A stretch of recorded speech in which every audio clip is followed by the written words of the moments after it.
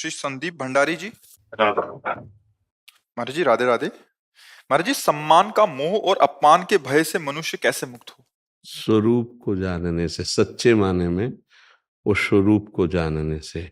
जब तक देहाभिमान रहेगा तब तक ये द्वंद्व व्यापते रहेंगे। निंदा बुरी लगेगी, स्तुति अच्छी लगेगी, सम्मान प्रिय लगेगा, अपमान अप्रिय लगेगा, सुख प्रिय लगेगा, दुख अप्रिय लगेगा, लाभ प्रिय लगेगा, हानि अप्रिय लगेगा, जय अच्छी लगेगी, पराजय। ये द्वंद्व है। सुख दुखे समे कृत्वा लाभा लाभो जया जयो। हिंदी में शत्रु मित्र सम जानि मान मान अपमान सम दुख सुख लाभ न हानि। ये है जो कृपा हरिवंश की। उपासक जब तक अपने स्वरूप को नहीं जानेगा, देहाभिमान में रहेगा, तब तक ये उसे व्यापते ही रहेंगे। उसकी चाहत रहेगी कि सम्मान मिले और अपमान से वो डरेगा। और जबकि शास्त्र कहता है कि आनंद की अनुभूति के लिए सम्मानम कलयाति घोर गरलम नीचापमानम सुधा श्री राधा मुरलीधरो भज सखे वृंदावन मात्यज। हे भाई, वृंदावन को मत छोड़ो, सम्मान को विष के समान समझो और नीच पुरुषों द्वारा किए हुए अपमान को अमृत मानो और राधा मुरली मनोहर का भजन करो, परमानंद की प्राप्ति हो जाएगी। तो ये जब तक देह अभिमान है, देह अभिमान का मतलब मैं पुरुष हूँ, मैं विद्वान हूँ, मैं ज्ञानी हूँ, मैं अमुक हूँ, मैं के साथ जो भी लगा हुआ है, प्रकृति का जो भी लगा हुआ है, वो सब मलिनता पैदा करता है। मैं के साथ जो भी लगाओ, कुछ भी लगा लो, मैं विद्यावान, मैं धनवान, मैं रूपवान, मैं कुलवान, मैं के साथ जो लगा हुआ है वो सब प्रकृतिजन्य है। और प्रकृतिजन्य परमात्म स्वरूप का विस्मरण करा करके मलिनता ही पैदा करती है। इसीलिए इस देह का जब मान होता है तो हम सुखी हो जाते हैं, और जब अपमान होता है तो दुखी हो जाते हैं। तो दो प्रकार से अहम का त्याग होता है, एक तो ज्ञान से होता है और एक भक्ति से होता है। भक्ति से अहम को गुरुजनों के चरणों में, श्री भगवान के चरणों में समर्पित कर देते हैं। उसमें ये विचार चलने लगता है कि अपमान मिला, भगवान बड़ी कृपा करे, कोई होगा हमारे अंदर दोष, उसको निकालने के लिए भगवान ने लीला की। ये भक्त सोचता है, क्योंकि भगवान के आश्रित है। और ज्ञानी सोचता है कि जैसे अपनी जबान दांतों से कट जाए तो किसको हम दोष देंगे? किसी को नहीं देंगे। ऐसे ये पंचभूत पंचभूत है, आत्म तत्व एक ही है। तो ये जो देह को पीटा गया या गाली दी गई, अपमान दी, ये तो भ्रम ही है। वो ज्ञान में, जैसे स्वप्न में हमें कोई पीट रहा है तो जगह तो झूठा नजर आया ना, तो वो अपने को देह ना मानने के कारण वो समभाव से सम्मान को, एक गाल में चंदन लगाया जा रहा है, एक गाल में थप्पड़ मारा जा रहा है, उसके लिए दोनों समान है। ज्ञानी और भक्त इस बात को भगवान की कृपा देखता है। जैसे कोई प्रणाम कर रहा है, दुलार कर रहा है, वो सोचता है सब भगवान को हो रहा है। जब कोई अपमान कर रहा है, निंदा कर रहा है, वो सोचता है मेरे अंदर कहीं दोष है, उसका निष्कासन करने के लिए भगवान एक कड़वी दवा दे रहे हैं, जय हो हरि आपकी। वो ऐसे सहता है। लेकिन जब दोनों ऊंचाई पर पहुंचते हैं तो मान और अपमान सम भाव से वो स्थित होकर सहना सीख गया, वही महात्मा है। अगर साधु की पहचान तो ये द्वंद्व विमुक्ता सुख दुख संगय। कोई भी द्वंद्व जिसके हृदय में परेशानी पैदा नहीं कर पा रहा। हर्षित होना भी परेशानी है, शोकित होना भी परेशानी है। आनंद परेशानी मुक्त है, प्रसन्नता जो परमात्म तत्व से मिलती है। तो भैया बिना अध्यात्म के इस पर विजय पाना तो बड़ा कठिन है। कोई उपाय ही नहीं है, अध्यात्म के सिवा कोई उपाय नहीं है। चाहे जितना आप उपाय कर लीजिए, अगर आपका अपमान नहीं होगा तो अपमान से आप डरते रहोगे कि कोई अपमान न कर दे। वो डर खाए रहेगा। उस डर से मुक्त होना, निडर होना है, निर्भय होना है। सम्मान प्रियता बहुत जहर है, और इसी जहर को सब खरीद के खाना चाहते हैं। सम्मान, मान, प्रतिष्ठा। और भगवत मार्ग में ऊंचाई पर चढ़ने के लिए सबसे पहली जरूरत है निर्माण अमोहा जित संग दोषा अध्यात्म नित्या विनिवृत्त कामा। मान रहित होना, सब ही मान प्रद आप अमानी। पर बिना अध्यात्म के तो समझ में आएगा नहीं। इसीलिए संतों का, सत्व शास्त्रों का वचन सुनो और नाम जप करो। और गंदी बात सुनने से, गंदी बात देखने से, गंदी बात बोलने से, गंदे आचरण करने से बचो, तो आपका हृदय निर्मल होगा। तो आपका जो मलिन अहंकार देहाभिमान है, ज्ञान प्रकट होगा तो उससे नष्ट हो जाएगा, या भक्ति प्रकट हुआ तो भगवान के चरणों में समर्पित हो जाएगा। दूसरा कोई उपाय नहीं। चराचर जगत को ये अहंकार नचा रहा है। संस्कृति मूल शूल प्रदनाना सकल शोकदायक अभिमाना, ये संस्कृति का मूल चक्र है। जैसे ट्रैक्टर और टाली का कनेक्शन है ना, तो इस जन्म मरण का कनेक्शन ये है अहंकार। ये देहाभिमान नष्ट हो जाए तो जीवन मुक्त हो जाए। देह भाव ही हमारे पतन का कारण है। तो भक्ति में इसको प्रेम के द्वारा विस्मृत किया जाता है, और ज्ञान में इसको अपने स्वरूप के बोध के द्वारा इसका त्याग कर दिया जाता है। चित्त के चिंतन का ही नाश कर दिया जाता है ज्ञान में, और यहाँ चित्तचोर को प्रदान कर दिया जाता है। बात दोनों एक ही। बिना इसके मान सम्मान का त्याग करना बहुत कठिन है। कंचन तजना सहज है, यद्यप कठिन है। सहज त्रिया का ने, यद्यपि ये भी कठिन है, पर ऐसा कर सकते हो। पर मान बड़ाई ईर्ष्या दुर्लभ तजना है, श्री कबीरदास जी कहते हैं। मान बड़ाई ईर्ष्या अहम, ये जो मान, तो मैं के साथ कुछ भी जुड़ा, बात टोटल समझ लो, मैं के साथ कुछ जुड़ा वही मलिनता पैदा कर देगा, मलिनता पैदा कर। उस अहंकार शुद्ध मैं श्री कृष्ण स्वरूप, ब्रह्म स्वरूप शुद्ध मैं, जिसमें कुछ नहीं जुड़ा, और जहां मैं के साथ कुछ जुड़ा प्रकृति का, वो मलिनता पैदा कर देता है। अब इतना डर, एक दो डर हैं, आप देखो अंदर कितने डर भरे हुए हैं।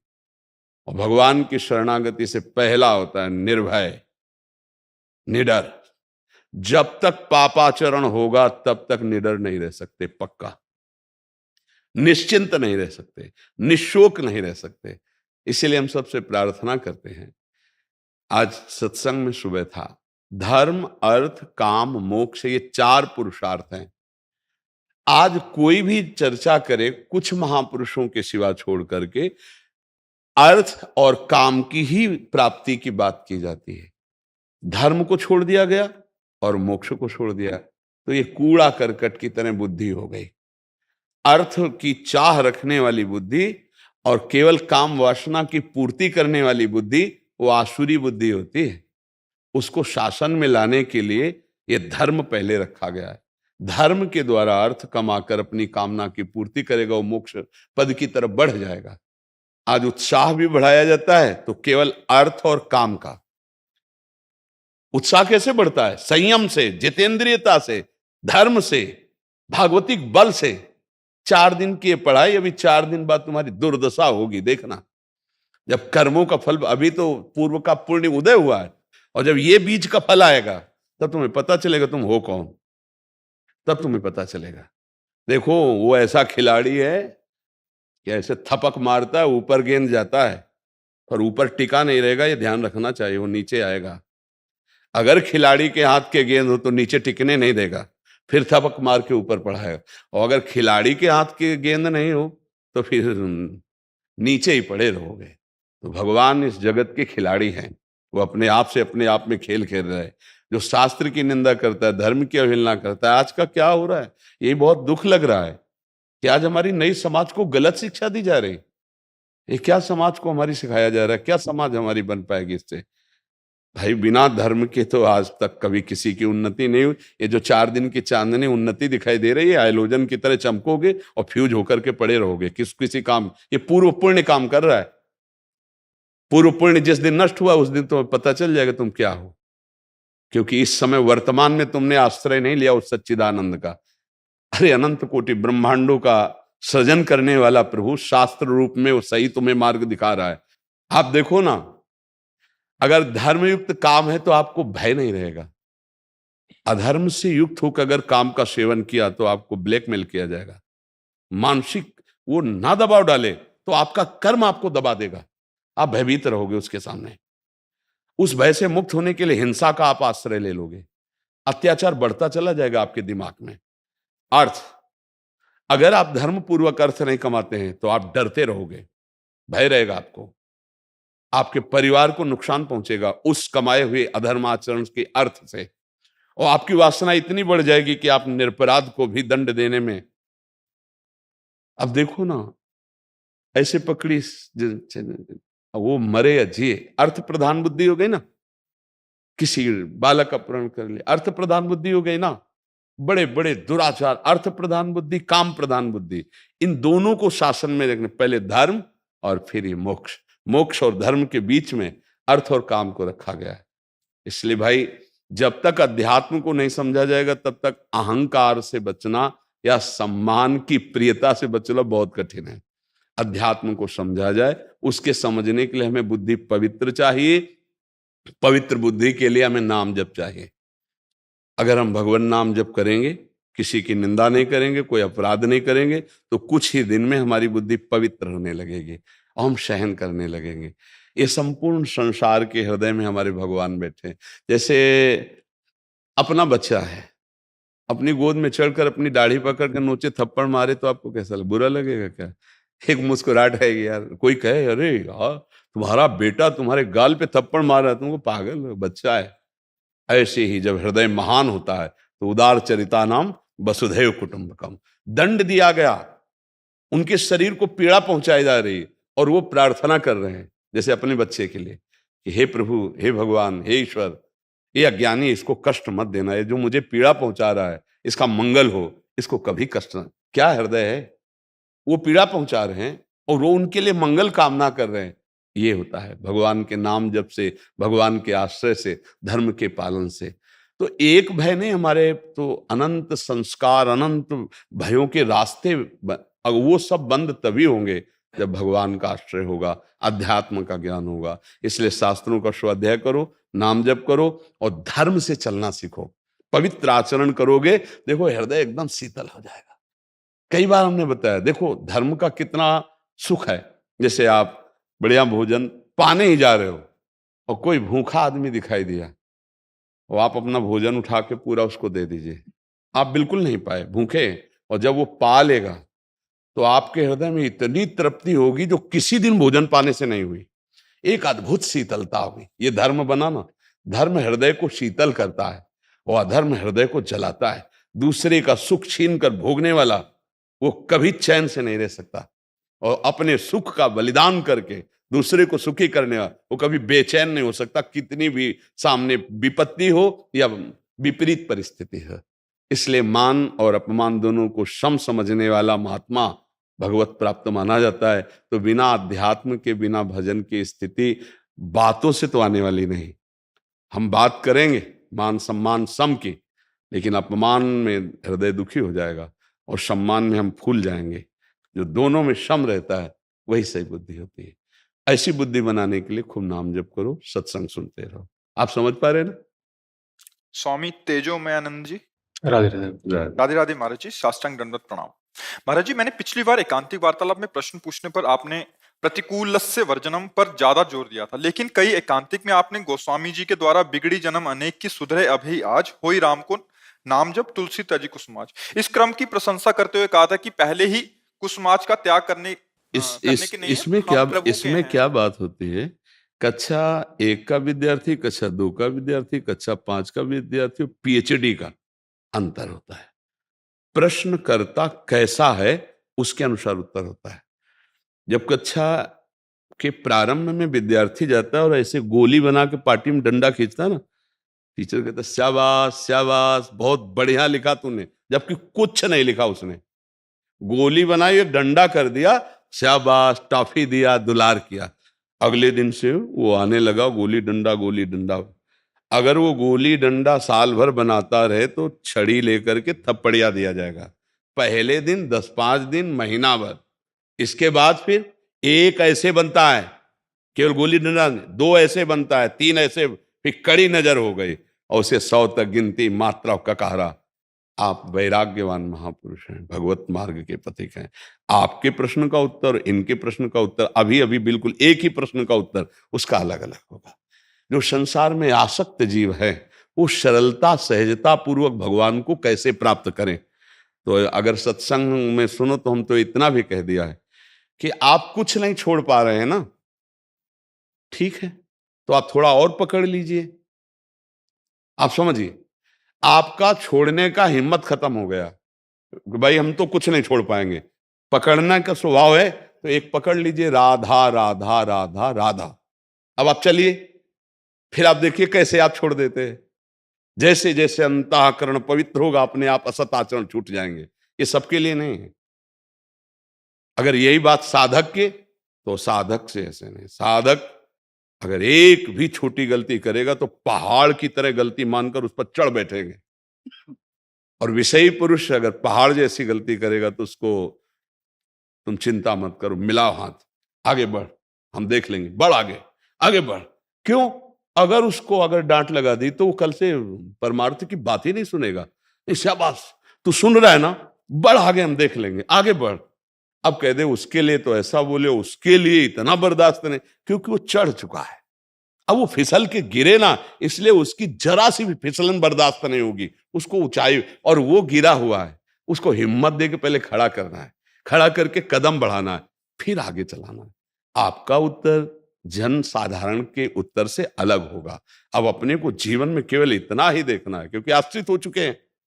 भगवत मार्ग के निवृत्ति परक मार्ग का हम जो अपने जीवन में उतार रहे हैं, उसको हम चल रहे हैं, अनुकरण कर रहे हैं, निवृत्ति परक, उसमें प्रतिकूलस्य वर्जनम, आराध्य देव के प्रतिकूल बात नहीं होनी चाहिए। क्योंकि ये पीएचडी की पढ़ाई में मानो आप हो, वैराग्य भेष भगवत मार्ग का आश्रित, अब इसमें नहीं चलेगा, अब इसमें नहीं चले, क्योंकि बहुत पढ़ाई पढ़ चुके हैं मानो। जी आगे एक लाइन और लिखी है, कह रहे कि करने का, त्याग करने का तो आप वो करते हैं, बट हम प्रभु के हैं, इस पर आप ज्यादा जोर देते हैं। हाँ देखो, अब जैसे आपसे कहा जाए कि आप सोचो आप प्रभु के हैं, तो बहुत है नादानी होगी, क्योंकि बाहर से और भीतर से दोनों से आप प्रभु के हैं। अब उस प्रभु के हैं की सिद्धि की बात आप पर ज्यादा देंगे, इनको बात जोर से कहेंगे आप प्रभु के हैं। क्यों? ये पत्नी के हैं, पुत्र के हैं, परिवार के हैं, संसार के हैं, इनके अंदर ये विशेषता बैठी है। अब हमको ज्यादातर इनके अंदर ये बात डालनी, कोई साधन बने न बने, तुम्हें बार बार सोचना मैं प्रभु का अंश हूं, मैं प्रभु का हूं, मैं प्रभु का हूं। और आपके अंदर ये तो दोनों बातें पहले से ही हैं। शरीर से लाइसेंस प्रभु के हैं, इसका मतलब है कि संसार का पूरा संबंध ब्लॉक हो चुका है, कोई रास्ता ही नहीं। और अंदर से अगर ना होते तो बाहर से वेश कैसे हो जाता? तो दोनों प्रमाण है कि आप प्रभु के हैं। अब आपको प्रभु के हैं इस बात को सिद्ध करना है। इस सिद्धि के लिए प्रतिकूल से वर्जनम, प्रतिकूल का त्याग करना है। इसलिए विशेष जोर दिया गया कि हमको ऐसी वृत्ति धारण करनी कि जिस मार्ग के हम पथिक हैं उसके प्रतिकूल भूल से भी आचरण ना बन जाए। बहुत ही सूक्ष्मता से आपके दोषों का दर्शन आप ही करें और उनको बड़ी ही चतुरता पूर्वक अंदर से निकालकर निर्दोष ब्रह्ममय हो जाए। ये अब इनके लिए तुम जैसे हो, जैसे भी हो, इतना सोचो प्रभु के हैं और शुरू करो राधा राधा राधा राधा। धीरे धीरे एक एक पॉइंट पर धीरे धीरे चढ़ाते चढ़ाते, और जब ये चढ़ जाएंगे तो जैसा इधर वैसा इधर बोलने लगेंगे। जैसे गृहस्थी में ही है, और जिनको हम जानते हैं कि हाँ ऐसे ऐसे, अब वो प्रश्न करेंगे तो उनको डांट लग करके दूसरे रूप में मार जाएगा। आपको ऐसे चलना है। अब थोड़ी कि आप वही गोली डंडा बनाते रहोगे। अब आपको इस तरह से, आप किस क्लास में चढ़ गए उसकी स्थिति के अनुसार चलिए। तो आप समझ पा रहे ना, एक ही प्रश्न का 100 बार 100 अलग अलग उत्तर हो सकता है। एक ही बुखार के कई बुखार होते हैं ना, मलेरिया, ये वो अलग अलग टेबलेट हो। एक साधारण बुखार है, एक ऐसा बुखार जैसे प्लेटें गिरती चली जाएंगी, और उसके लिए अलग इंजेक्शन है, अलग दवाइयां हैं। तो जैसे अपने लोग हैं, ये ऐसी चढ़ाई पे हैं, एकदम फिसले तो ऐसा धम्म से गिरे कि ना परमार्थ के रह गए ना स्वार्थ के रह गए। और ये लोग परमार्थ की चढ़ाई पर चढ़ने मात्र की बात सुनकर डर जाएंगे। इनको इसी में रहकर परमार्थ का ज्ञान देना है। तो बड़ी प्रवीणता से इनके मन को भगवदाकार बनाना है। ये भगवान के जो दास जन होते हैं या भगवत स्वरूप महात्मा होते हैं, भगवान उनको ऐसा विवेक देते हैं कि किसको कैसे, जो मन विषयों में फंसा हुआ है उस मन को हटाकर और प्रभु में कैसे लगाएं। लेकिन आप विरक्त जनों के लिए बहुत यात्रा हो चुकी है, बस उसमें सावधानी की बात है, क्योंकि आप चल रहे हैं। तो प्रतिकूलस्य वर्जनम, कोई भी प्रतिकूल आचरण हमारे हृदय में न रह जाए। प्रभु आज्ञा जेहिका जस आही सोते भांति रहे सुख लाही। हमें आज्ञा है निवृत्ति मार्ग में चलने में, तो हमारा हर व्यवहार निवृत्ति परक होगा। जिनको आज्ञा है प्रवृत्ति में, तो हर व्यवहार उनका प्रवृत्ति परक होते हुए भी उनको भगवत प्राप्ति हो, ऐसी शास्त्रों से खोज के अनुभूत करके वो मार्ग देना है। तो सबका उत्तर अलग, आपका उत्तर अलग रहेगा महाराज। कोई संशय इस पे? जी संजीव शर्मा जी जम्मू से। राधे राधे। जी जी। राधे राधे महाराज जी, आपके चरणों में कोटि कोटि प्रणाम। महाराज जी, ये सत्य है कि मनुष्य का भविष्य भगवान के हाथ में है, परंतु ज्योतिष विद्या भी हमें भविष्य बताती है। कभी कभी बहुत परेशानी में हम इसका सहारा ले लेते एक हैं। बात हमें बताओ कि भविष्य का मतलब है जो कुछ हमने पूर्व में कर्म किए हैं उसके अनुसार इस शरीर की रचना हुई, और इस रचना में वो लिख गया है कि इतने वर्ष में ये, इतने वर्ष में शुभ अशुभ, सुख और दुख, ठीक है ना। अब जो हम भजन कर रहे हैं ये कहाँ लिखा था? हम इसके प्रभाव से लेख को भी मिटाएंगे, इसके प्रभाव से हम भगवान को प्राप्त करेंगे। हमारे भाग्य में, कुंडली में नहीं लिखा भगवत प्राप्ति, हमारी कुंडली में नहीं लिखा कि हम कौन सी सिद्धि प्राप्त करेंगे भजन से। ये मानव देह केवल पशु का देह नहीं है कि जो हमारे भाग्य में लिखा वही हम केवल भोगेंगे। नहीं, हम नवीन कर्म करेंगे, ऐसे महान कर्म करेंगे, ऐसा भजन करेंगे कि अपने भाग्य को मिटार दे, तभी भगवत प्राप्ति होती है। अगर हमें अभी कोई बता दे कि परसों आपको एक कष्ट होने वाला है, बच नहीं सकते हो, तो परसों कष्ट होता तब हम दुखी होते, लेकिन दुखी तो आज से हो गए ना। और उसके निवारण के लिए सच्ची बात मान लो, भगवान ही केवल निवारण कर सकते हैं। अगर और कोई निवारण का उपाय होता तो दशरथ जी का मरण, सिया जी का हरण, भगवान का वन वन भटकना, ये कुंडली के विचार में कमी नहीं की थी वशिष्ठ जैसे त्रिकालज्ञ महापुरुष, और उधर जनकपुर में सदानंद जैसे सिया जी के पक्ष के पंडित सदानंद जी महाराज, और ये कुलगुरु वशिष्ठ जी त्रिकालज्ञ। क्या कुंडली विचार में कुछ कमी रह गई कि ये जानकारी में कमी थी? वो ऐसे हाथ मींजते हुए भरत जी से कह रहे, सुनो भरत भावी प्रबल, बिलख कहो मुनिनाथ, हानि लाभ जीवन मरण जस अपजस विधि हाथ। क्या करो? सही ढंग से चलो, भगवान का आश्रय लो, भगवान की लीला कथा सुनो, नाम जप करो, अपने कर्तव्य का पालन करो, जो दुख सुख आए उसको सहते रहो। अगर हमको बता दे कोई कि आज के 5वें दिन भारी संकट आने वाला है, और वो भारी संकट 5वें दिन किस रूप में आता कि नहीं आता, हम आज ही से डिस्टर्ब हो गए, बढ़िया ये है कि जानो ही मती, जो कुछ आवेगा भगवान है, हम सहने के लिए तैयार हैं, हमारे कर्म का फल होगा, और उसको मिटा सकते हैं तो भगवान ही मिटा सकते हैं, ये तो पक्की बात जान लो। अब हम चिंता क्यों करें? भगवान है ना, हम नाम जप करते हैं। अब अगर हम पहले से इस बात की चिंता में रहें तो हम तो मर जाएंगे। कल तुमको एक्सीडेंट होगा, तुम्हारी हड्डी टूट जाएगी, अब चाहे जहां उपाय कर लो, अगर कल हड्डी टूटनी है तो टूटनी है, पक्का है। लेकिन हम आज से क्यों तोड़ के बैठ जाए अपने दिमाग को, अपने बल को, आत्मबल को? हो सकता है वो जो लिखा है वो कल टल जाए, हो सकता है, क्योंकि भगवान के भरोसे सब हो जाता है।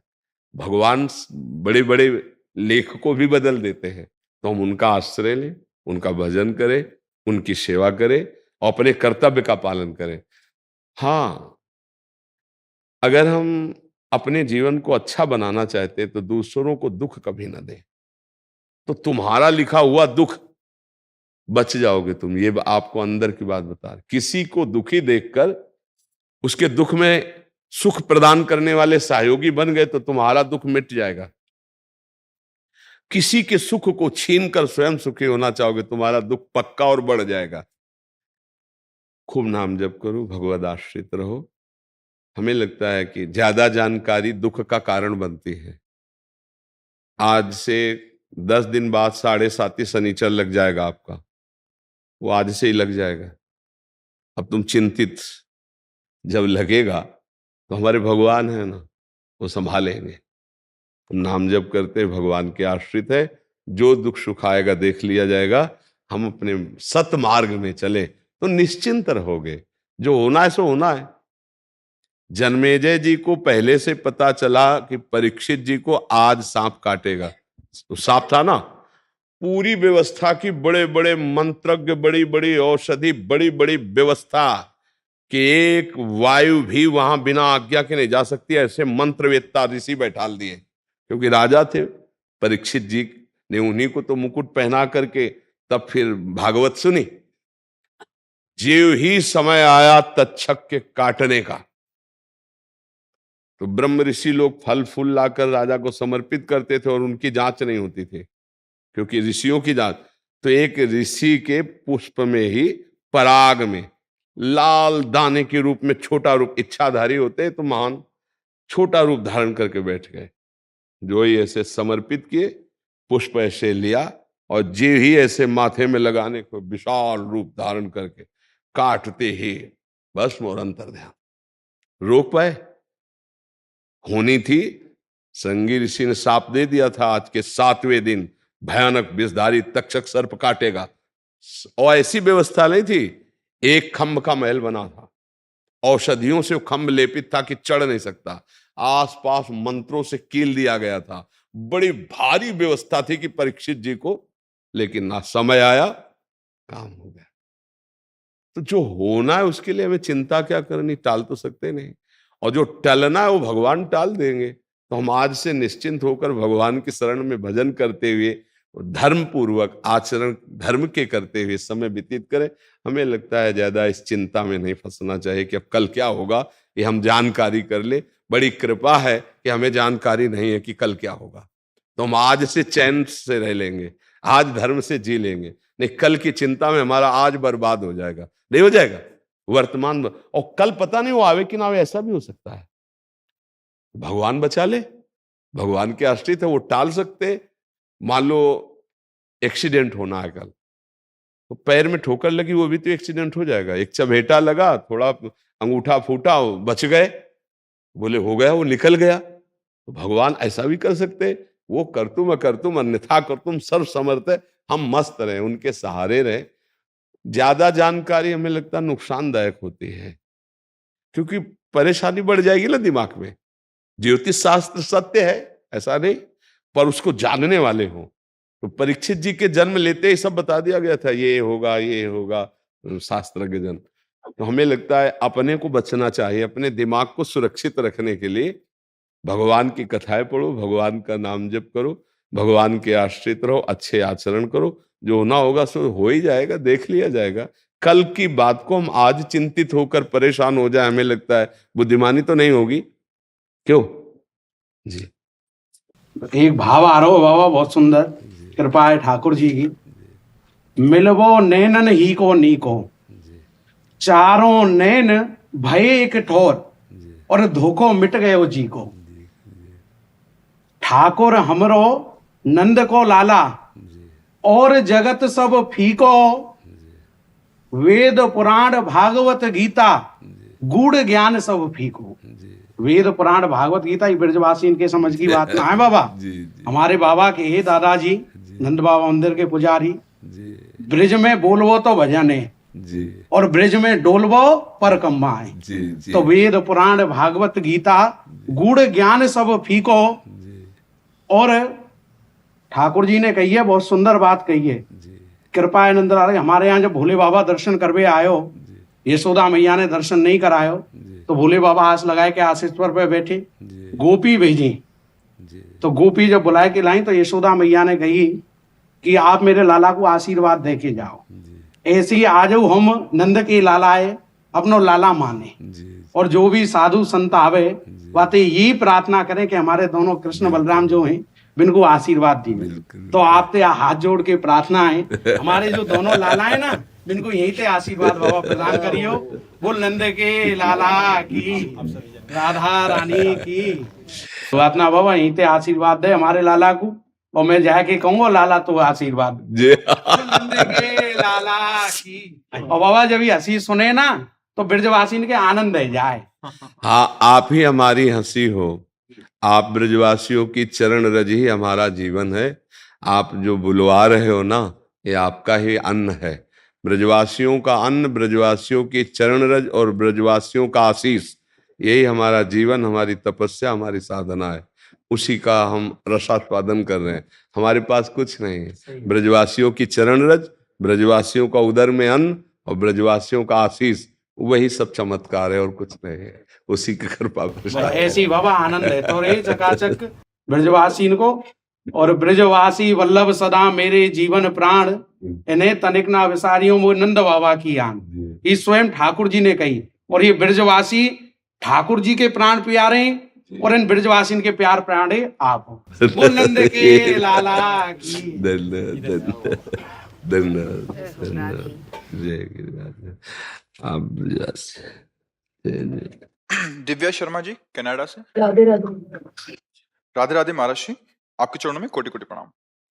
प्रभु जी, बचपन से माता पिता की प्रेरणा से नाम जप की थोड़ी प्रेरणा मिलती रही है, लेकिन विदेश जाने के बाद मन में बहुत सी अशांति आई जिससे नाम जप में इतना नहीं हो पाता। तो जैसे आप कहते हैं अभ्यास करने से नाम जप होने लगेगा और मन को हरा पाएगा, लेकिन जैसे हम जितना भी जन्म लेते हैं हमारी आत्मा वही रहती है, क्या हमारा मन भी वही रहता है? क्या इतने जन्मों से हमारा मन बदलाव हो रहा है?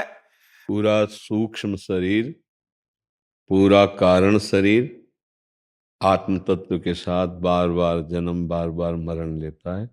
ये केवल पांच भौतिक तन बदलता है, जो ऊपरी ढांचा है ये केवल बदलता है। अभी तक ना तो मन बदलने वाली साधना हुई है, ना भी भगवदानंद की स्फूर्ति आज तक नहीं हुई है, और सब कुछ हो चुका है। आप दैवी भोग भोग चुके, मानसिक भोग भोग चुके, तिर्यक योनि के भोग भोग चुके, अभी भगवदानंद का बिंदु भी नहीं मिला है। अब ये जन्म अगर भगवदानंद के लिए अभ्यास किया जाए तो इस जन्म में मुझे प्राप्त हो सकता है। संकेत है कि हमें मनुष्य देह मिला, हमें साधु संग मिला, नाम का परिचय मिला, महिमा सुनी, कुछ नाम जब शुरू हुआ, अब हमको निरंतरता में लाने के लिए अभ्यास करने की जरूरत है। अगर हमारा अभ्यास पुष्ट हो जाए तो किसी भी देश में जाए हमारा स्वभाव थोड़ी बदल जाएगा। भाई कोई भी देश हो, किसी स्थान में ले चलो, जो हमारे विचार हो तो चलते रहेंगे ना। यदि हमारे विचारों की जगह नाम चल पड़े, हमारे सद्विचार चल पड़े, तो किसी देश, किसी वेश, किसी जगह से हमारे अंदर के चिंतन में परिवर्तन नहीं पड़ने वाला। अगर सच्चा अभ्यास हो जाए, कच्चा अभ्यास में तो परिवर्तन पड़ जाएगा। तो मिला तो जीवन अभ्यास पुष्ट करने के लिए है। कहीं भी जो रहीम उत्तम प्रकृति का कर सकत कुसंग, चंदन विष व्यापत नहीं लपटे रहत भुजंग। चंदन में सांप लिपटे रहते हैं तो चंदन विषैला थोड़ी हो जाता है। अपना प्रभाव सांप को देता है, उसको शीतलता सुगंध ये प्रदान करता है। ऐसे उत्तम विचार वाले चाहे अमेरिका में रहे, चाहे ऑस्ट्रेलिया में रहे, कहीं भी रहे, अधम विचार वाले चाहे यहाँ रहे, चाहे तीर्थराज प्रयाग में रहे, चाहे काशी में रहे, उनका विचार, उनका चिंतन तो क्रियाएं तो अधम ही होंगी। तो हमें लगता है हमको स्थान परिवर्तन या वेश परिवर्तन नहीं बदल सकता। जैसे अब सबको छोड़ देना चाहिए, चलो बाबा जी बन जाते हैं, छोड़ दिया। क्या छोड़ा? एक घर छोड़ दिया, घर के सदस्यों को छोड़ दिया, लेकिन शरीर का राग और शरीर की वासनाएं, इनके छोड़ने से भगवत प्राप्ति होती है। फिर आगे बढ़े तो शरीर राग, जब हम अच्छा खाने का अभ्यास है तो खाने का अभ्यास हुआ।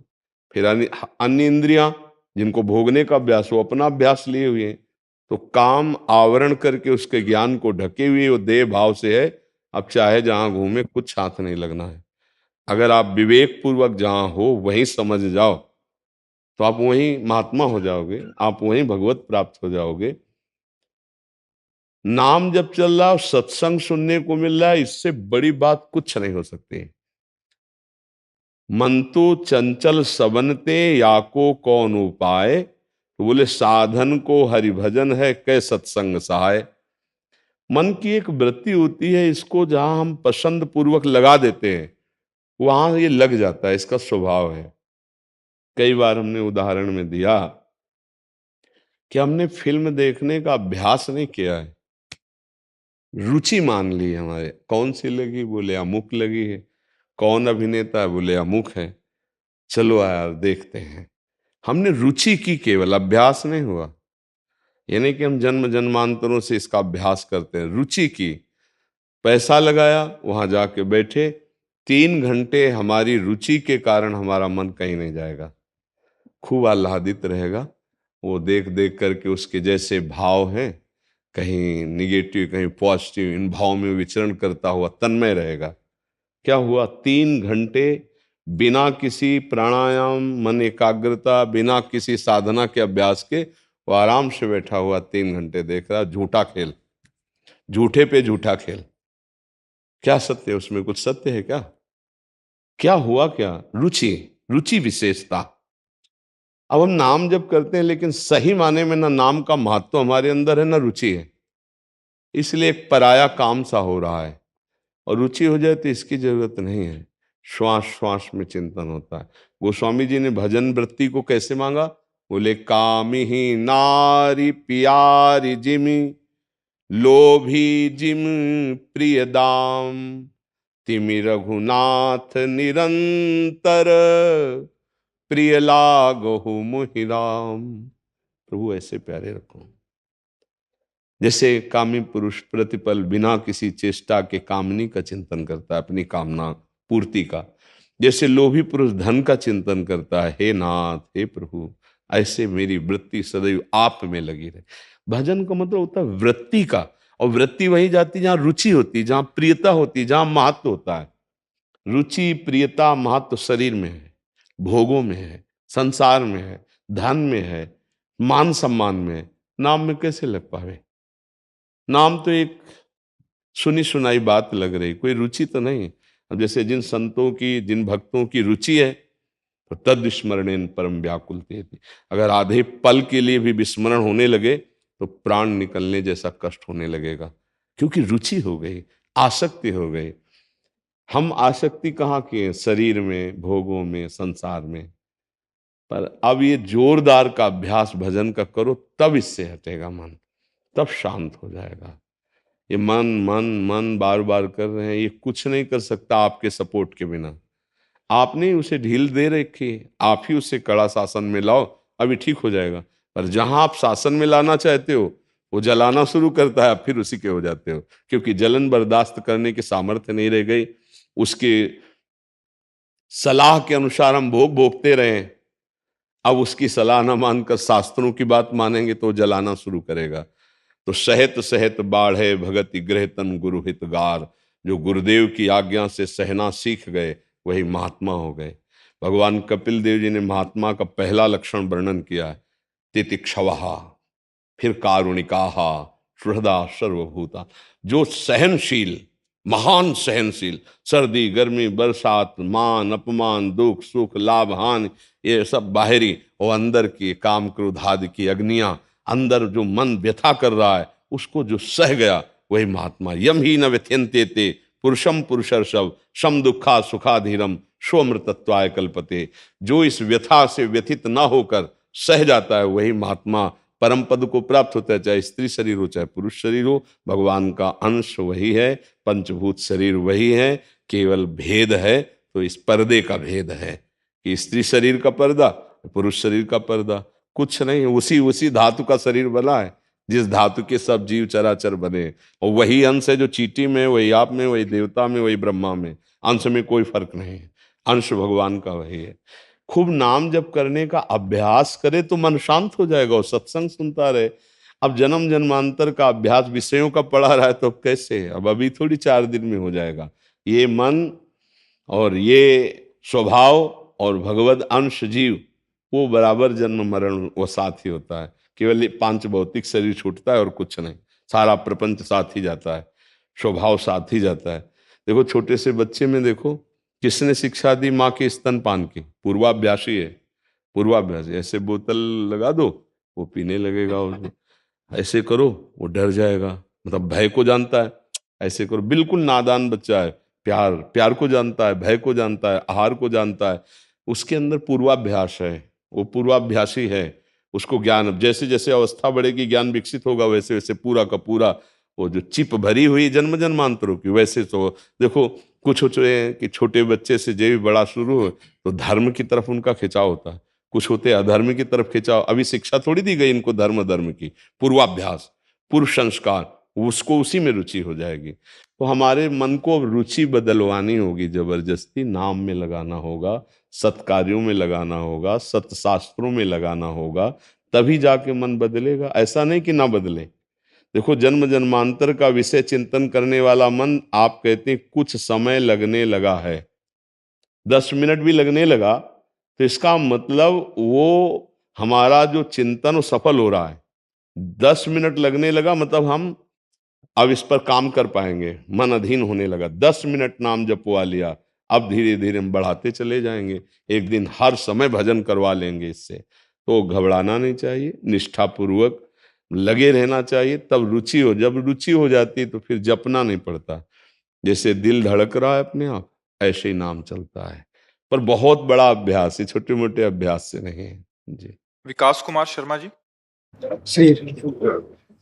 नवनीत आभा सहित श्री कृष्ण पादार विंद के जुगल चरणों में कोटि कोटि प्रणाम। महाराज जी, राम कौन है, मैं कौन हूँ, मेरा क्या कर्तव्य है, मैं शांति को कैसे प्राप्त कर सकता हूँ, उद्वेग क्यों आते हैं, कर्म क्या है, बंधन क्या है, मोक्ष क्या है, ब्रह्म एक है या अनेक है, वो क्या है जिसको जानने के बाद कुछ भी जानना शेष नहीं रह जाता, परम तत्व को प्राप्त करने की विधि क्या है। वैसे महाराज जी पूरा पेज है आगे, अभी तो इतना ही पड़ा है। सब प्रश्नों का उत्तर आप तिलक लगाए हो, तो आप कहीं जुड़े होगे किसी महात्मा से। तो दासत्व तो अभी स्वीकार किया है भगवान का कि नहीं भाई? इतना तो पता चल ही गया कि हम भगवान के अंश हैं, भगवान के दास हैं। कौन भगवान है इतना भी स्वीकार नाम से तो किया ही होगा, क्योंकि दासत्व का तिलक लगाए हो। तो कौन भगवान है आपके? आए अभी तक दासत्व तुमने स्वीकार ही नहीं किया, अभी तक अपने स्वामी का परिचय नहीं जाना, और आप उसके विषय में, स्वामी के संबंध के विषय में प्रश्न नहीं किया जाता, स्वामी की रस चर्चा के विषय में। राम कौन है अभी तक तुम्हें ये पता नहीं चला, तुम्हारे स्वामी तुमने ये स्वीकार नहीं किया। तुम कोई तार्किक या ज्ञान मार्ग के पथिक हो, तुम भगवान के दासत्व तुम्हारी ये ठसक नहीं आई। असभिमान जाई जन भोरे, मैं सेवक रघुपति पति मोरे। अपने स्वामी के संबंध के विषय में प्रश्न नहीं, स्वामी की रस चर्चा के विषय में प्रश्न होगा, स्वामी की सेवा की आनंद वृत्ति में प्रश्न होगा, लेकिन स्वामी के संबंध के विषय में नहीं हो। तुम स्वामी के संबंध के विषय में प्रश्न कर दिए। अब दूसरी बात, अहम अभी समर्पित हुआ है कि नहीं? तुमने देखा अपना अहम समर्पित हुआ कि नहीं? उत्तर दीजिए। है? इसको समर्पित कर दोगे, सारे प्रश्नों के उत्तर आपके अंदर आ जाएंगे। जब तक ये देहाभिमान है, तब तक ये उद्विग्नता, प्रश्न, नाना प्रकार की वासनाएं, नाना प्रकार के दोष, संस्कृति मूल शूल प्रद नाना सकल शोकदायक अभिमाना, ताते करें कृपा निधि दूरी, सेवक पर ममता अति भूरी। इस अहम को समर्पित कर दो राम जी के चरणों में। क्या राम जी हैं, कौन राम जी हैं? अभी ये प्रश्न आपके मुख से शोभा नहीं देता। मेरे प्राणनाथ राम जी हैं, मैं उनका सेवक हूं, मिले ना मिले पर वो मेरे हैं और मैं उनका हूं। अब आगे के प्रश्नों के जितने उत्तर हैं अपने आप आ जाएंगे, क्योंकि भगवान का दास कभी अज्ञानी नहीं होता। भगवान के दास में संपूर्ण अपने स्वरूप का बोध, भगवान के स्वरूप का ज्ञान, उनके चरणों में प्रेम, चराचर जगत का एकत्व भाव अपने आप आ जाता है। एक ही है, दूसरा नहीं है, उसी का तुम बूंद हो, और जब सिंधु में समा गए तो जानत तुम्हें तुम्हें हो जाई, और जनाएंगे वही जिनका दासत्व ले हो, सोई जाने जे देहु जनाई। बूंद कभी समुद्र नहीं हो सकता अलग, और जब बूंद उस सिंधु में गया तो सिंधु रूप हो गया। तुम भी अभी बूंद अलग है, इसीलिए इतने प्रश्न कर दिए तुमने। सब प्रश्न केवल बुद्धि के विवर्त है, वो बुद्धि और मन की पकड़ में आने वाला नहीं है। राम अतर्क बुद्धि मन बानी, मत हमारे या सुनो भवानी। क्या करें? श्रद्धा और विश्वास के द्वारा हम भगवान को स्वीकार करते हैं कि मेरे स्वामी हैं, और जो गुरु जी ने नाम दिया, मंत्र दिया, उसका निरंतर जप करते हैं। और जो निषेध किया, ये नहीं करना, प्राण निकल जाए, वो कभी नहीं करेंगे। अभी हर प्रश्न का उत्तर आ जाएगा, कोई प्रश्न नहीं रह जाएगा। ये जितने भी प्रश्न हैं, ये सब बुद्धि के विवर्त हैं, ये परते हैं, इनमें कोई दम नहीं है, इनसे कुछ नहीं हासिल होने वाला। राम राम राम राम राम राम राम, सिया राम सिया राम सिया राम सिया राम, हर उत्तर आ जाएगा। राम राम राम जी जोलो तू न जपी है, तोलो तू कहूं जाए तिहू ताप तपी। आखिर में कहते छूटबे के जतन विशेष बांधे जाएगो, होए है विष भोजन जो सुधा सान खाएगो। अभी तुम्हें ये समझ में नहीं आया, जासु नाम भव भेषज हरन घोर त्रिशूल, तीनों तापों का समन करने वाला तुम्हें नाम मिल गया है। राम राम राम हर समय चल, वो मेरे प्राणनाथ हो, मेरे स्वामी है, उनके विषय में प्रश्न नहीं करना। वो कौन है तुम्हें बताने की जरूरत नहीं, तुम उनके दासत्व भाव से।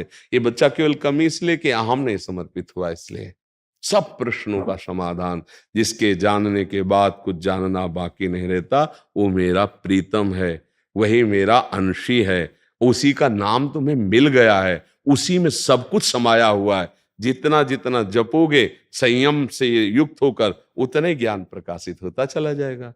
नहीं तो क्यों का कभी उत्तर पूर्ण नहीं होता। ऐसा तो फिर क्यों, ऐसा तो फिर क्यों, एकमात्र हर प्रश्न का उत्तर नाम जप है। आप करके देख लो। महाराज जी सभी शब्द तो ब्रह्मवाचक हैं, फिर कोई किसी विशेष शब्द या किसी विशेष नाम गुरु को- जो नाम दे दे उसके बराबर कुछ नहीं, और सब माया मेरे लिए। गुरु के मंत्र मूलम गुरु वाक्यम, अगर गुरु ने कह दिया राम तो इसके आगे जबान नहीं निकलेगी कुछ, वही आज जीवन चलेगा, ये वो मार्ग है। गुरु ने कहा राधा तो बस वही चलना है। भगवान के अनंत नाम है, अनंत लीलाएं हैं, रूप हरि अनंत, हरि कथा अनंता। इसीलिए गुरु का मेडिकल स्टोर है भगवान, सब शास्त्र उनके परिचय बताने वाले ग्रंथ, सब मेडिकल स्टोर। गुरु सदवैद्य, उससे निकाल के जो दवा दे दी उसी से तुम्हारा काम चलेगा। ये नहीं देखना कि बहुत विटामिन वाली पी ले मर सकते हो। डॉक्टर चयन करके जो दवा लिखे वही मेडिकल स्टोर वाले नहीं, है तो सब दवाई ही, सब खा लोगे थोड़ी, उससे उस काम बन जाएगा। तो है भगवान के सब नाम, भगवान के सब रूप, भगवान के सब सिद्धांत, भगवान के सब मार्ग। जो जिस गुरु का वर्ण किया, जो नाम दिया, आजीवन उस पर समर्पित हो जाए, तब बात बनती है बच्चा। नाम जप करो, अच्छे आचरण करो और गुरुजनों के आश्रित रहो, अहंकार को समर्पित कर दो, सब ज्ञान आप में ही भरा हुआ है। जहां आप हैं वहीं राम जी हैं, जहां राम जी हैं वहीं आप हैं। बीच में त्रिगुणात्मिका माया का पर्दा और देहाभिमान है, ये गलित हो कि झांकी हो जाएगी।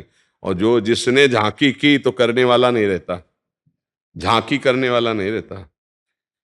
जब तक झांकी करने वाला होता है तब तक झांकी नहीं होती, और जब झांकी हो जाती है तो झांकी करने वाला नहीं रहता। जे ही तो फिर वही वही रह जाते हैं, मन में वही, तन में वही, रोम रोम में वही, जित देखूं तित। जैसे गोपीजन कहते श्याममयी और राममयी, जड़ चेतन जग जीव जत सकल राम में जान। नाम जप करो भाई, मेरी तो बात यही आपसे रहेगी। नाम जप करो और आचरण सुधारो, और अहम भगवान को समर्पित कर दो और रो, सब ज्ञान आ जाएगा, सब जानकारी आ जाएगी। ये छोड़ो, सब छोड़ो, अच्छे आचरण को। हम तो इसलिए विनम्र होकर आपसे प्रार्थना करें दासत्व का तिलक देके कि काफी, तो इसी से हमारे प्रश्नों के तुम्हारे उससे शांति आ गई कि जो भगवान की शरण में है, नामे भक्ता प्रणश्यति, उसका कभी पतन नहीं हो सकता। नहीं तो इतने प्रश्न भक्त के हृदय में कैसे आ सकते हैं। कि जो अर्जुन से कहते हैं कि भगवान की तुम मुझे इन आंखों से नहीं देख सकते, और संत जन कहते हैं कि तो हमने आपको एकांतिक में कई बार बताया कि 3 नेत्र हैं। एक है ये नेत्र जिसे चक्षु इंद्री कहते हैं, और एक नेत्र होते हैं बुद्धि में जिसे ज्ञान नेत्र कहते हैं, और एक नेत्र होते हैं हृदय में जिनको भाव नेत्र कहते हैं। ज्ञान नेत्र से भगवान को जाना जाता है और भाव नेत्र से भगवान को देखा जाता है, और इन चक्षु इंद्रियों से माया को देखा जाता है। गो गोचर जहां लग मन जाई सो सब माया जानो भाई। अभी इन्हीं नेत्रों को तो आप अपना प्रधान मान रहे हैं। चक्षु ना ज्ञान नेत्र प्रकाशित हुए और ना हृदय के नेत्र प्रकाशित हुए। जब नाम जप करोगे तो दोनों प्रकाशित हो जाएंगे। जैसे गोस्वामी जी के ज्ञान चक्षु जब प्रकट हुआ तो कह रहे हैं कि सिय राम में सब जग जानी, मानी नहीं कह रहे, जानी ज्ञान चक्षु, मेरे सिया राम सब हृदय में बैठे हुए, जानी करो प्रणाम जोर जुग पानी। और जब हृदय के नेत्र प्रकाशित होते हैं तो हर समय नैनन पी मूरति बसे, तेहि रस रहे समाए, ये लक्षण सुनि प्रेम के और न कछु सुहाए। और न कछु सुहाय, फिरे अपने मद मातो, कुटुम देहते जाए, छूट सब ही विधि ना तो। वो प्रेम बावरा न शरीर की शुद्धि, हाँ वो केवल जिधर देखता है अपने प्रीतम दिखाई देते हैं, ये भाव नेत्रों में। तो बच्चा अभी तो ये नेत्र केवल काम कर रहे हैं, दो नेत्र तो खुले नहीं। अब साधन भजन के द्वारा भगवान की कृपा से वो चक्षु खुले तो तुम्हें दिखाई दे। इन नेत्रों से, पार्थिव नेत्रों से केवल माया रचित 3 गुणों की बात देख सकते हो, सतोगुण, रजोगुण, तमोगुण रचित ये सृष्टि। इसके अंदर बैठे पर ब्रह्म को देखने की क्षमता इनमें नहीं। वो नेत्र भगवान की कृपा से मिलते हैं। और कृपा मन कर्म वचन छाण चतुराई, तो भजत कृपा करी है रघुराई। मन से, वचन से, कर्म से ये चालाकी, चतुरता, कपट छोड़ दो, अपनी बुद्धिमत्ता छोड़ दो और नाम जप करो, अभी सब समझ में आ जाएगा। बहुत बुद्धि से परेशानी पैदा हो जाती है। आप समझ पाए? कोई प्रश्न है? प्रश्न तो ये, जैसे संत कहते हैं कि उनके साथ में खेलते हैं, तो फिर वो उनके तो पार्थिव नेत्र ही रहते हैं उसमें। अभी आप नहीं समझे। ये जैसे ये नेत्र है ना, और ज्ञान नेत्र प्रकाशित होते हैं तो यहाँ थोड़ी खुल जाते हैं, यहाँ थोड़ी खुल जाते हैं, इसी में हो जाते हैं, पावर आ जाता है। जैसे आपने कथा सुनी होगी कभी महाराज पृथु की। पृथु जी कह रहे हैं भगवान मुझे वरदान दो कि 10,000 कान हो जाए। तो भैया 10,000 कान में तो पूरे शरीर में 10,000 कान हो जाएंगे? नहीं, 10,000 कानों की श्रवण शक्ति बढ़ जाए, हमारे कानों की क्षमता हो जाए 10,000 कानों वाली। तो इन नेत्रों में जब ज्ञान चक्षु प्रकाशित होते हैं बुद्धि में, तो इन्हीं नेत्र, ये तो केवल पर्दा है, जैसे हम बंद कर लिया तो क्या हमको दिखाई नहीं दे रहा क्या? आप देखो तुम्हारे चिंतन में वस्तु, व्यक्ति, स्थान आता है कि नहीं आता? तो चक्षुरेंद्रिय थोड़ी बंद हो गई, ये बाहर ढक्कन लग गया इसमें। जैसे कान हम बंद कर लें ऊपर से तो श्रवणेंद्रिय बंद हो गई क्या? वो अंदर की बात सब सुन रही कि नहीं सुन रही है? बातें हो रही हैं, अंदर की बातें देख रहे हैं, सुन रहे हैं। भाई बाहर से बंद कर लेने से थोड़ी बंद हो जाता है, अंदर से चालू। ऐसे ही जब ज्ञान नेत्र प्रकाशित होते हैं तो ये पर्दा यही रहता है, वो सर्वम खलमिदम ब्रह्म। जब भाव नेत्र जागृत होता है तो सब जगह अपने प्रभु को, सिया राम को, राधे श्याम को देखता है इन्हीं नेत्रों से। इन्हीं नयनन सब सुख देखे, अपनो जन्म सुफल करी लेखे। अब कहने को यही नेत्र है, लेकिन पावर इसमें दूसरा आ गया। महाराज जी सूरदास जी कितने असंख्य पदों का। हाँ, और पद ही नहीं। एक बार तो ऐसा हुआ कि सूरदास जी के नेत्र है कि नहीं है, इस बात पे संशय हो गया, क्योंकि श्रीनाथ जी का जो श्रृंगार होता वैसे ही वो वर्णन करते। तो किसी ने पूछा कि महाराज वास्तविक आपके नेत्र है? हाँ नहीं। तो इसकी परीक्षा के लिए एक दिन क्या किया गया कि श्रृंगारे नहीं किया गया ठाकुर जी को आचार्य से, और कहा गया सूरदास जी से कि पर्दा खुला कि अब श्रृंगार वर्णन करो। तो कह रहे आज मैं हरि देखे नंगम नंगा। सब आश्चर्यचकित हो गए कि आज श्रृंगार नहीं किया गया, तो ऐसा पद गा दिया कि एक भी श्रृंगार नहीं किया गया हरि का। कौन से नेत्र? ये बंद है, लेकिन अंदर के हृदय नेत्र खुले हुए, ज्ञान चक्षु खुले हुए, तो इसी में प्रकाश आ जाएगा। और ये बंद भी रहे तो भी हृदय के नेत्र खुलने पर भगवान सदैव छाए रहते हैं उसके नेत्रों के सामने। ये नेत्र तो नकली हैं जो माया जनित देख रहे हैं, इसी में पावर आता है, इसी में दिव्यता आती है। जैसे वाणी तो यही रहती है, मूर्ख की भी और ज्ञानी की भी। अब ज्ञान जागृत हो गया तो वाणी में सरस्वती बैठ गई, और अज्ञानी है तो सीधे शब्द ही नहीं निकल रहे हैं। कान तो वही है, अब भक्ति से पूरी तो हो गए तो भगवान की चर्चा सुनते विकल हो गए, संसारी आदमी विषय चर्चा सुनते ही कामांध हो गया। अंतर तो यही है, श्रवणेन्द्रिय भगवतमय हो गए, नेत्र भगवतमय हो गए, पार्थिव थोड़ी रह जाते। फिर समझ पाए आप? अभी हमारा शरीर पांच भौतिक है, जब भजन करते करते तो भी भगवान के साथ खेलने के लिए इसी शरीर के अंदर एक भाव देह मिलता है। तो आलिंगन तो इधर करते नजर आ रहे हैं, लेकिन अब वो पांच भौतिक नहीं है, वो चिदानंद भगवान का आलिंगन चिदानंद भाव से होता है, पांच भौतिक शरीर से नहीं। तो आलिंगन तो ऐसे करते दिखाई देगा तुम्हें, लेकिन वो ये शरीर नहीं है, उसके अंदर चिदानंद तत्व। या रहस्य रघुनाथ कर बेग न जाने कोई, और जो जाने रघुपति कृपा तो सपने मोहन हो। भजन करो, ठीक है जी। अर्पिता पांडे जी। राधे राधे। राधे राधे महाराज जी, आपके चरणों में कोटि कोटि प्रणाम। महाराज जी, जब मैं राधा नाम लेती हूँ या जपती हूँ तो मुझे लगता है कि शिव जी या गणेश जी कह रहे हैं हमारा भी नाम जप करो, हमारा भी नाम जप करो। तो मैं कंफ्यूज हो जाती हूँ किसका कि किसका नाम लूं? तो उस समय गणेश गणेश बोल रहे, जब शिव जी बोले तो शिव जी बोल रहे हो, तो परेशानी क्या है? वैसे हमें लगता है एक कोई भी नाम जप करोगे सब प्रसन्न हो जाएंगे। तो भक्त तो इसी पचड़े में फंसा रहेगा, किस किस को प्रसन्न करे। गोस्वामी जी कह रहे हैं, संकेत में समझिए, जा पर कृपा राम की होई, ता पर कृपा करे सब कोई। अगर आप राधा राधा रट रहे हैं, कृष्ण कृष्ण रट रहे हैं, कोई भी देवी देवता आपके विरुद्ध नहीं हो सकता, क्योंकि यही बने हुए हैं, यही प्रभु बने हुए हैं, और कोई दूसरा नहीं है। कभी ऐसा नहीं कि राम राम रट रहे तो शंकर जी त्रिशूल लेके नाराज हो रहे, मुझे क्यों जल नहीं चढ़ाया, मेरा नाम क्यों, और गणेश जी नाराज हो रहे कि मुझे लड्डू क्यों नहीं पवाए, मेरा स्मरण क्यों ले। एक जगह पवा दो, पूरे विश्व का भरण पोषण करने वाले विश्वात्मा भगवान को भोग लगाया, सब तृप्त हो गए, सब तृप्त हो गए। देखो, एक प्रसंग में आता है कि जब दुर्योधन ने दुर्वासा जी को प्रसन्न कर लिया, तो पांडवों के विनाश के लिए एक वरदान मांगा कि जब द्रौपदी जी अपनी बटलोई जो सूर्य भगवान ने दी थी उससे प्रसाद पालें, तब आप शिष्यों सहित जाएं। हजारों शिष्य उनके, कहते 60,000 शिष्य थे, और उस शिष्य मंडली से आप स्वागत स्वीकार करें। देखो, 4 महीना सेवा का ये फल मांगा, दुष्ट बुद्धि उनके विनाश के लिए। अब दुर्वासा जी ध्यान के द्वारा देखा, जब द्रौपदी जी बटलोई से पा चुकी, तो उसमें वरदान था कि जब तक द्रौपदी जी नहीं पाएंगी तब तक वो चाहे हजारों दसियों हजार आ जाओ, पा लो। अगर द्रौपदी जी ने पाले फिर कुछ नहीं होगा उसमें। दुर्वासा जी पहुंचे शिष्यों के साथ, महाराज युधिष्ठिर जी ने देखा, प्रणाम किया, महाराज स्वागत है आपका, आओ, प्रसाद की व्यवस्था, क्योंकि संतों से ऐसे ही बात की जाती। तो उन्होंने कहा, मैं आता हूं प्रसाद पाने, यमुना स्नान करके थोड़ा अपना नित्य कर्म करके आ रहा हूं। युधिष्ठिर जी कांप गए कि इतने शिष्य हैं, कंदमूल फल भी इकट्ठा नहीं हो सकता। द्रौपदी जी से पूछा, बटलोई में पा लिया आपने?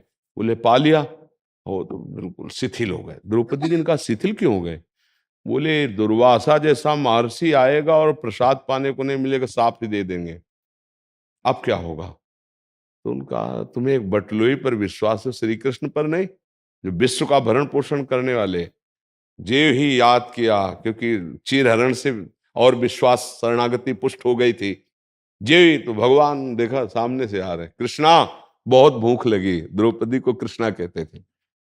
उनका समस्या तो प्रभु यही है कि बटलोई में हमने पा लिया, अब कुछ है नहीं, वनवास का समय था, लाओ बटलोई। अब देखो भगवान की महिमा देखो, एक कोई पवित्र पतिव्रता पात्र मार्जन करेगी तो जूठा रह जाएगा क्या? पहली बात। दूसरी बात, जब सूर्य भगवान ने कह दिया द्रौपदी के पाने के बाद बटलोई में कुछ नहीं बचेगा, तो कुछ नहीं बचेगा। भगवान ने कहा बटलोई लाओ, बोले प्रभु वो तो धो के रख दी। बोले लाओ तो देखा एक शीत है। कहां से शीत आ गया? क्या द्रौपदी जी को पात्र मार्जन करना नहीं आता कि जूठन लगी रहेगी?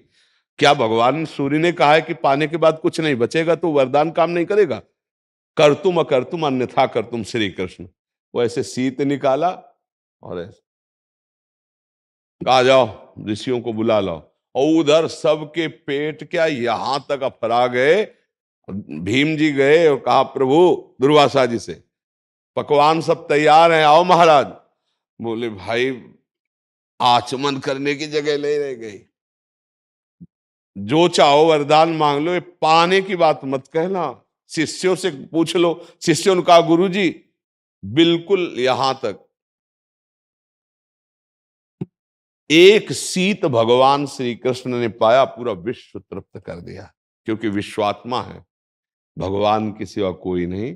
इसलिए जिन भगवान से तुम्हारा अपनापन हो जाए, गणेश जी से, दुर्गा देवी से, हरि से, शिव से, वो सब एक ही है, विविध रूप भाव के अनुसार रखे। तो हम क्या करें? उन्हीं भगवान में आसक्त हो जाएं, उनका नाम जप करें, उनको भोग लगाएं, उनका चिंतन, तो सबका भोग लग गया।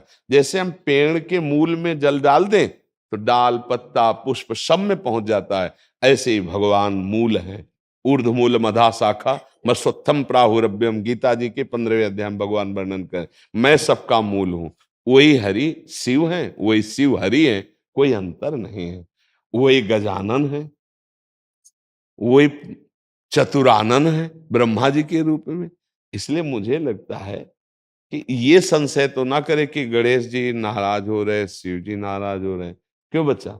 ऐसा नहीं, सब प्रसन्न। कोई भी एक नाम जप करो, कोई भी एक भगवान को स्वीकार कर लो अपनेपन से और उनकी आराधना करो, सबकी आराधना हो जाएगी, सब प्रसन्न हो जाएंगे। प्रश्न ये बहुत आता है हमारे पास, जैसे जो दीक्षित हो गए हैं, जिनको एक उपासना पद्धति मिल गया, उनको तो मार्ग मिल गया है।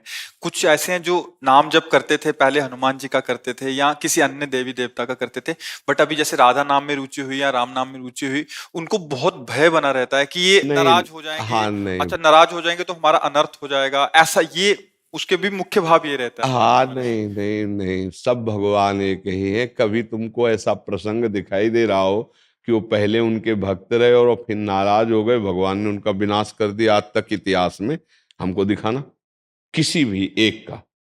हाँ, भक्त का अगर कोई अनर्थ करेगा तो बात हो सकती। जैसे देवी जी की उपासना करते थे दस्यु लोग, चोर लोग, उन्होंने एक कामना की कि अगर हमारे पुत्र हो जाएगा तो हम मनुष्य की बलि चढ़ाएंगे। तो उनके संयोग वसात पुत्र हो गया, तो बलि के लिए उन्होंने एक मनुष्य पकड़ा। दस्यु थे वो और खूब छूट दे दी सब खान पान के सब। तो वो खूब आराम से खा, उसको पता नहीं था। उसे कहा "ये खा लो, काटे जाओगे, वहां बलि चढ़ाई जाएगी"। वो भाग गया पता नहीं कैसे। अब जो उनके जो अनुचर थे उनको पता लगा, भाग गया, तो बोले हमारी बलि चढ़ा देंगे। तो दौड़ के ढूंढने की कोशिश की तो मिल गए जड़ भरत जी। जड़ भरत जी महाराज ब्रह्मानंद में छके हुए। अब इनको ले गए, नहाया धुलाया, खिलाया पिलाया, और देवी के सामने सर ऐसे झुकवा के, और जब काटने किया तो देवी फाड़ करके मूर्ति को साक्षात प्रकट हो गई और वही तलवार लेकर अपने ही उपासकों को काट के फेंक दिया। जड़ भरत जी ने ना एक बार देवी जी को प्रणाम किया, ना धन्यवाद दिया। देखा कोई रोकने वाला नहीं, उठ के चल दिए। ऐसी भगवान की निष्ठा भक्ति। भगवान के भक्त को यदि कोई अनर्थ करने लगे तो उसी का इष्ट उसका नाश कर देगा। अब आप देखो, देवी जी के सामने जड़ भरत जी का गला काटने, तो देवी जी को प्रसन्न होना चाहिए कि मेरा भक्त तो ये है, ये तो है नहीं। पर समझ गई ना, इतना क्रोध आया कि मेरे इस महान भक्त को ऐसे, तो काट के अपने भक्तों को फेंक दिया जो चोर लोग थे। भागवत में प्रसंग पढ़ के देख ले। इसका मतलब है सत्य की उपासना, भगवान की उपासना करोगे तो सब आपके हैं, आपका कोई भी बाल बांका नहीं कर सकता। नहीं तो देवी जी की आराधना करने वाले वो लोग थे, जड़ भरत जी तो नहीं थे ना।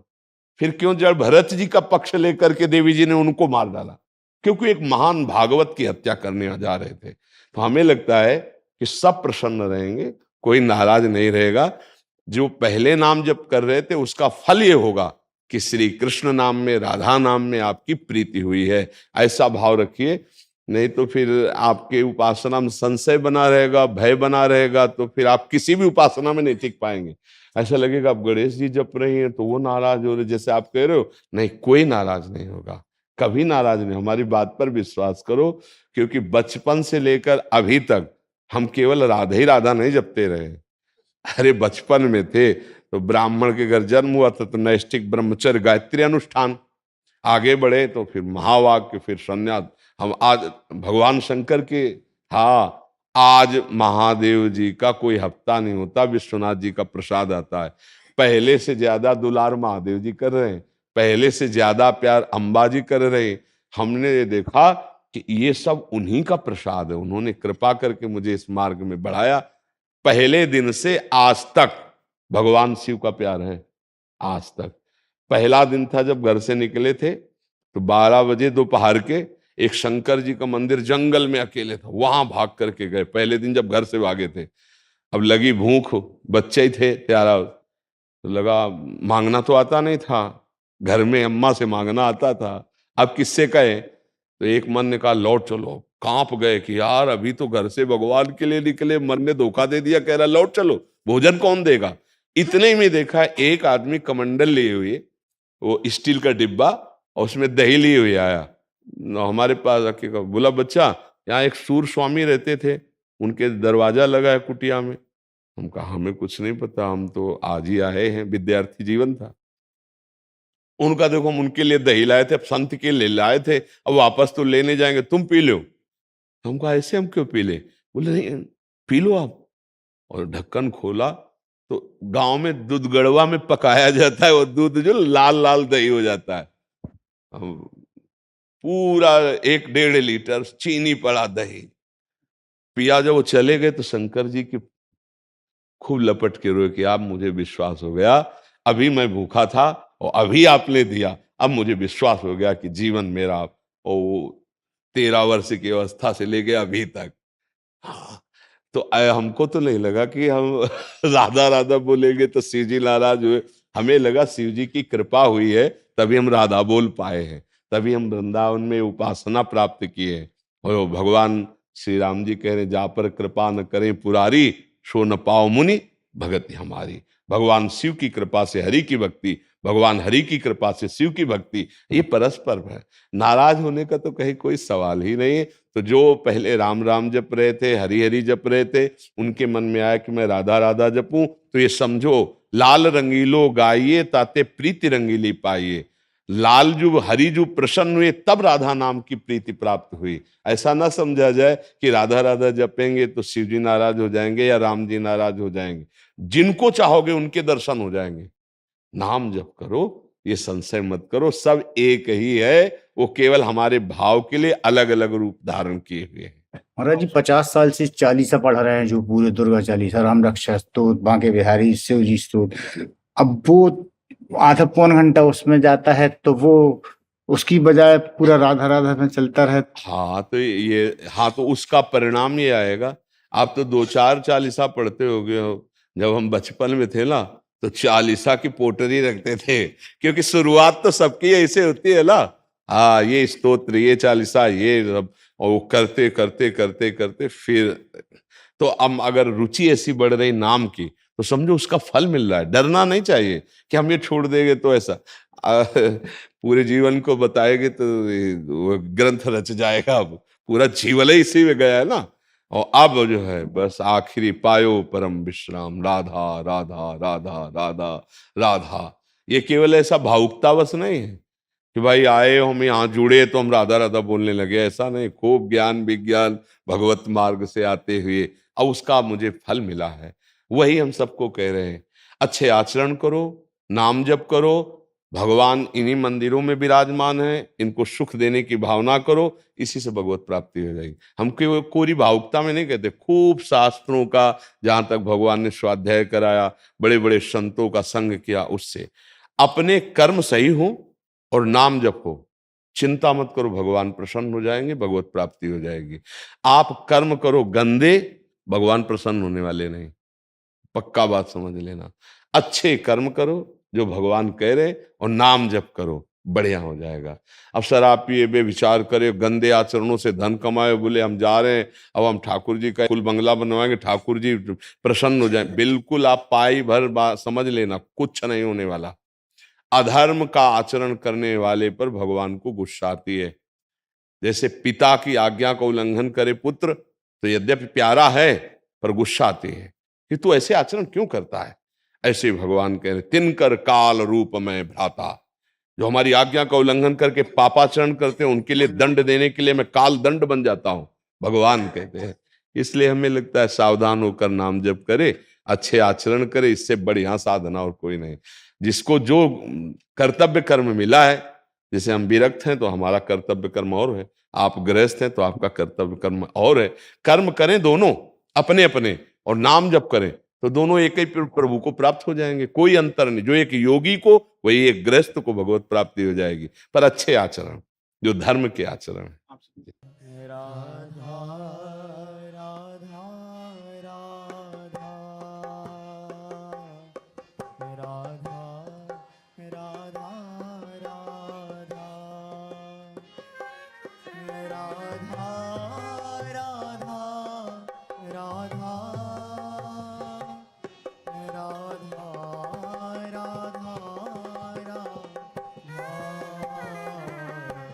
राधा राधा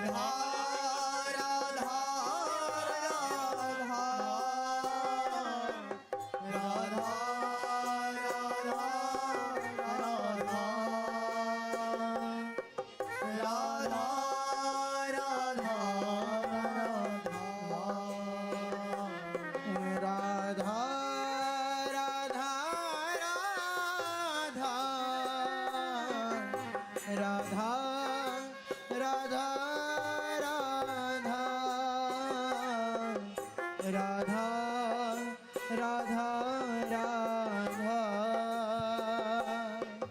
राधा